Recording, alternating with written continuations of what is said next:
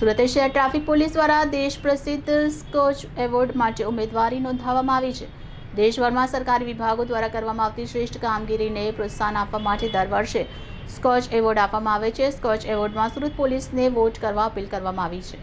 સુરત શહેરની સુરક્ષા અને ટ્રાફિક વ્યવસ્થાને સુદૃઢ બનાવવા માટે સતત કાર્યરત સુરત શહેર ટ્રાફિક પોલીસની કામગીરીની રાષ્ટ્રીય સ્તરે નોંધ લેવામાં આવી છે।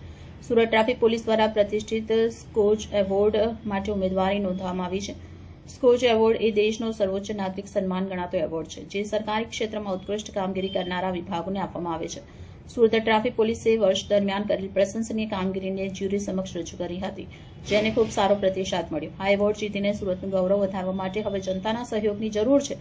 ટ્રાફિક પોલીસ અધિકારી પન્ના મોમૈયા દ્વારા એક વિડીયો સંદેશ મારફતે સુરતવાસીઓને વોટિંગ કરવા માટે નમ્ર અપીલ કરવામાં આવી છે। વોટિંગનો સમયગાળો 4 ફેબ્રુઆરીથી 6 ફેબ્રુઆરી સુધી, અંતિમ સમય 6 ફેબ્રુઆરી સાંજે 7 વાગ્યા સુધી। સુરત શહેર ટ્રાફિક પોલીસ દ્વારા સ્કોચ એવોર્ડમાં ઉમેદવારી નોંધવામાં આવેલી છે।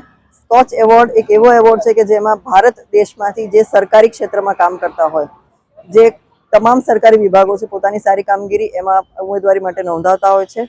જે અંતર્ગત આપણે પણ સુરત શહેર ટ્રાફિક પોલીસ દ્વારા આખા વર્ષ દરમિયાન જે સારી કામગીરી કરી છે એને ત્યાં પ્રદર્શિત કરેલી હતી અને જે જ્યુરી દ્વારા એને ખૂબ સારો પ્રતિભાવ મળેલો છે।